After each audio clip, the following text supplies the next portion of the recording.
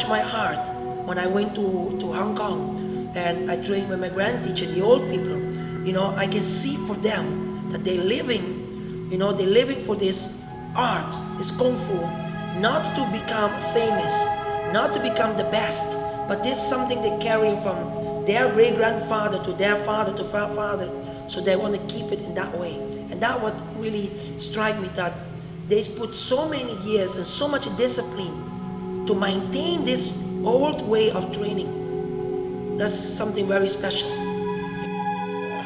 How to explain it again? I don't even know how to start explaining it.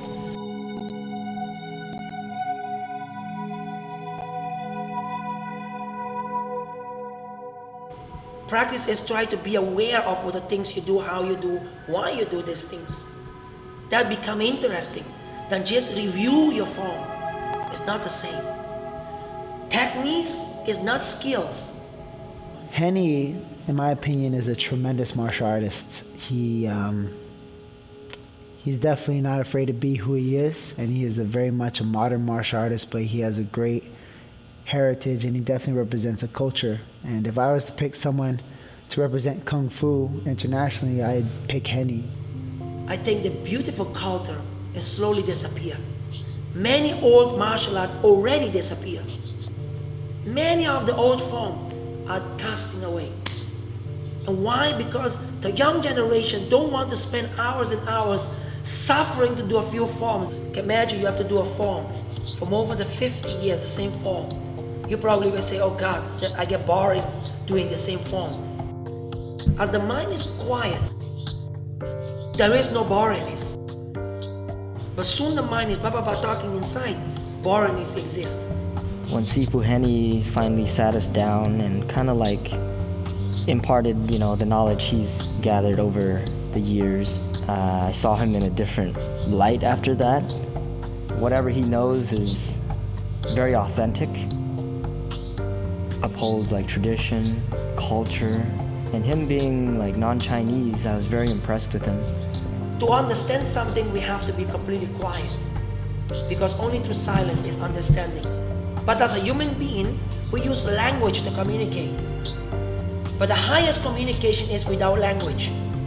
Me and you are the same, but I am different.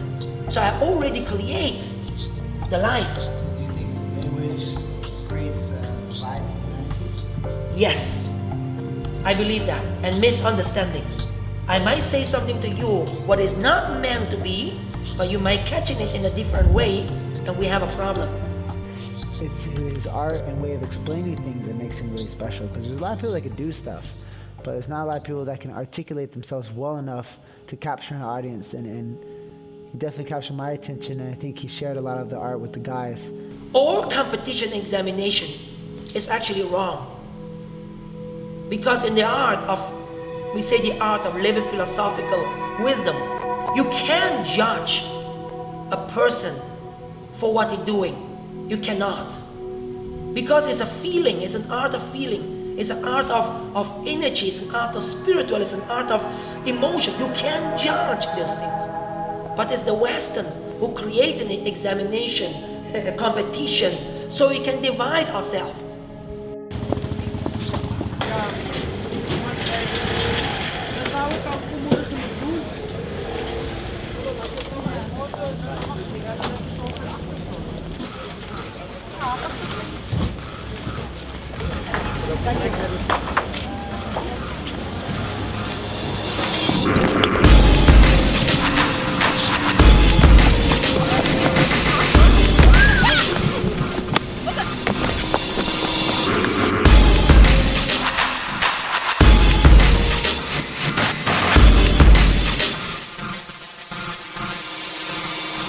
We're trying to find a crowd of people so we can run through them for the little short film that we're doing. Sebastian, being so easy to work with today. So Wesley and Sebastian tried to finish their fight. Sebastian wasn't interested anymore.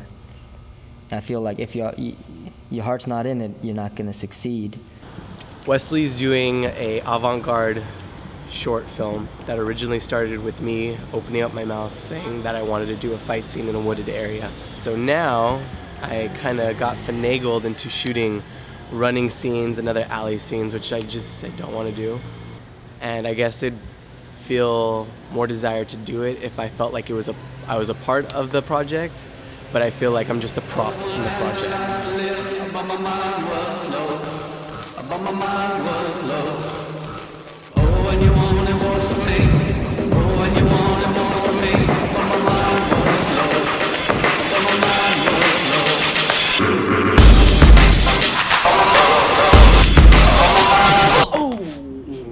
Sorry.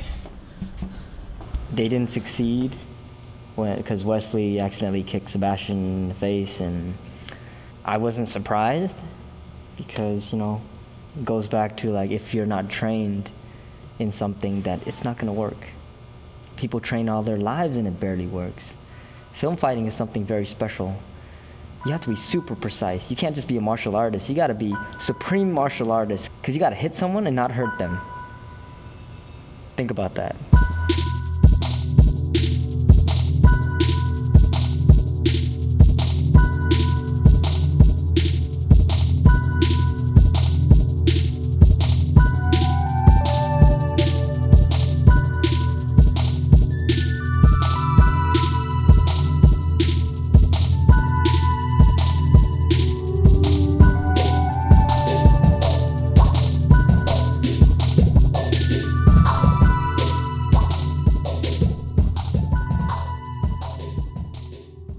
So we were holding a team training, and Wes was being a little punk that day. I don't know what was the matter. We were all training and being all hardcore, and Wes was like, I'm vegan today. I ain't gonna do nothing with you meat eaters. And like just being Wes, like when he gets grouchy, you know, Wes gets a little grouchy.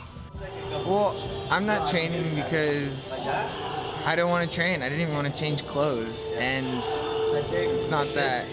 I'm doing it to like not be a part of the team or something. It's that I don't know. I don't think it's a big deal. It's like it's not a show and it's not for a performance. It's a personal thing. And today I'm training my mind. You know. Wes? Yeah, he was resting earlier because he wanted to, you know, have some energy to teach tonight, and then he didn't come with us. But it's all good. We can handle it. You know, he's gotta take care of what's in here for himself, and he should take that time. You know. So we're here at our last seminar in Amsterdam. It is somewhere in this general city, area of the city. It's gonna start in 15 minutes. And we gotta find the location, so we're gonna get going.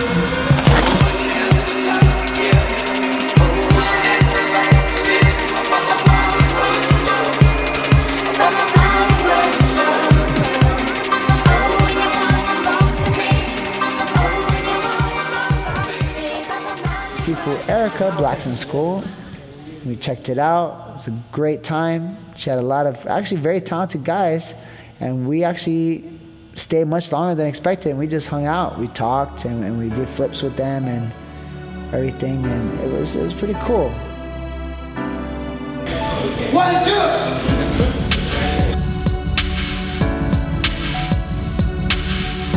Instead of defeating myself and saying things are impossible and I can't do it, I would then train, and then eventually that wouldn't be real anymore for me. So like with 2 fingers in, or when I did the aerial, back handspring, jumps, this form, that form.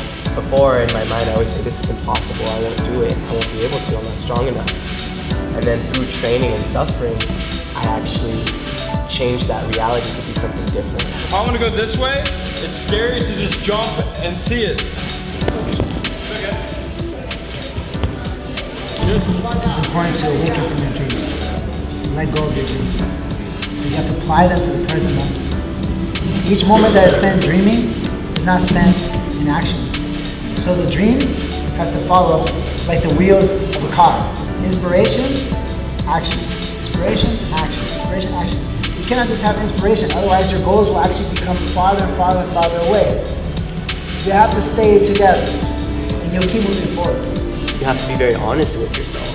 So if I think, you know, oh, I feel like I can't do it, well, I'm gonna pretend like I can, I'm gonna go try it, and then I'm gonna hurt myself.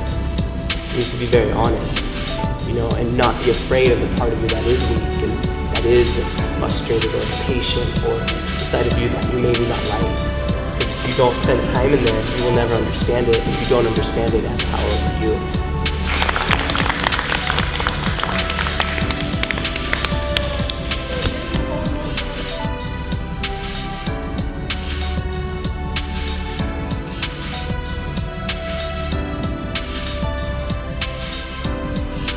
Whether you live short and long, it doesn't really matter. It's the moment you live, how you live it. And the breath is the key. Actually, you can say breath is life, life is breath. Because breath is everything in your life. If you have no more breath, or if you cannot breathe anymore, life is finished. He always kind of has his own take on things, so I love just asking him all kinds of questions.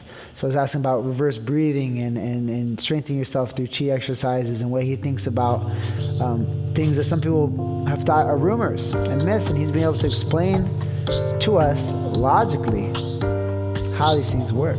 What's the science behind it? He's putting one hand here, I put one hand here. So here we are equal. That means he pushed me, I push me, we both equal. He pushed me to the side. I was trying to make his force, who's coming here, back to him. So that's forceful force. No, whatever you push me, I get back to you. So actually you're pushing yourself out. I feel it. So when you push me now, if you push me and I do this 2 by 2, we both push each other out.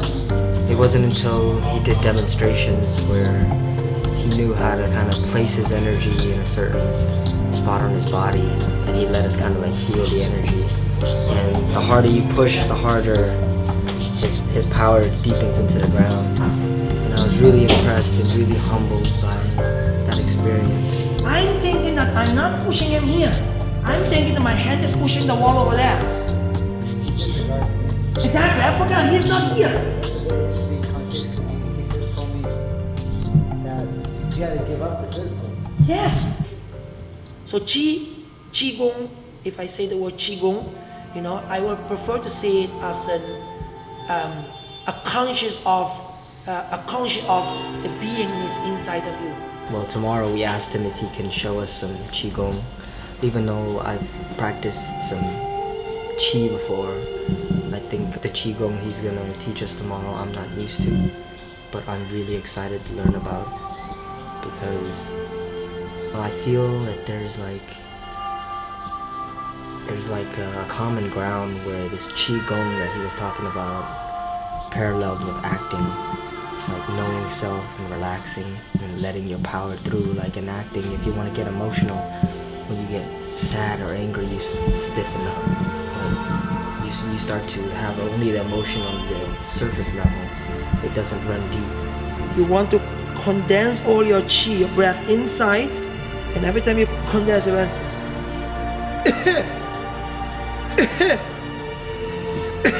this will go to the point you are striking. But you still condense. Now, go out. Your power in the emotion is through relaxation, and that takes time to like trust and be comfortable with yourself. I feel the same way as Qigong. Like when someone's gonna hit you, to relax and breathe and take in the hit, and it doesn't hurt you. That's scary, because I'm used to it. If someone's gonna hit you, you're gonna tense up and hit it right when it hits you. The belt, you hear the bong, bong. So when you do this, boom, it punked out. Not this. That's that. Boom, throw it out. Boom, throw it out. The best talks that we had with Sifu Henny apparently were just for us and for no one else, because they were not captured on camera. That man had so many wonderful things to say and so much awesome knowledge to impart. He's definitely like a bridge builder and gap filler for people. He's a very wise man. So I was very happy that we found a person of such knowledge and wisdom.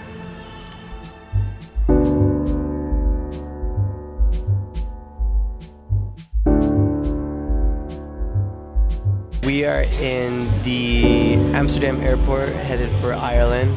I didn't know what to expect going on this trip, but feeling so at home on the other side of the world is pretty amazing. There's a lot to do in the city. We got to see a lot of things, a lot of different culture that we don't usually get to see in America. The city, the nightlife, the people there, so much more open-minded. I don't know, even just like the brickwork and the way the streets were laid out and the canals, everything just seemed older and it seemed more interesting than any of the cities we've been to today. Felt like San Francisco actually. Everyone's really stylish, very educated, they speak multiple languages. It was a city that promoted like soul searching, and that's what people did. That was the city where I got to see a lot of my own conditioning, you know, being American, being this, being that. I got to see a lot of my own beliefs being reflected back when I would react a certain way in certain situations. Amsterdam was exciting. I think the guys got into more trouble than I know. The freedom of doing whatever you want and no fear of taboo or any kind of labeling like that. I figured out a lot of things about stuff I was worried about, things that were bothering me, and a lot about myself too. I feel like I bonded with some of the people even more so. Being able to do things and joke and actually just be my complete self without fear of any negative repercussion. I have unfinished business there. I'm gonna go see my family there. I made friends. I can't wait to bike the entire freaking city. Amsterdam is my city. So overall, I think it was probably the best part of the trip so far. It'll be interesting to see if we can actually advance to a world that is kind of like Amsterdam, where you know you are your own person and you're obviously intelligent enough to make your own decisions. So you know, go make them.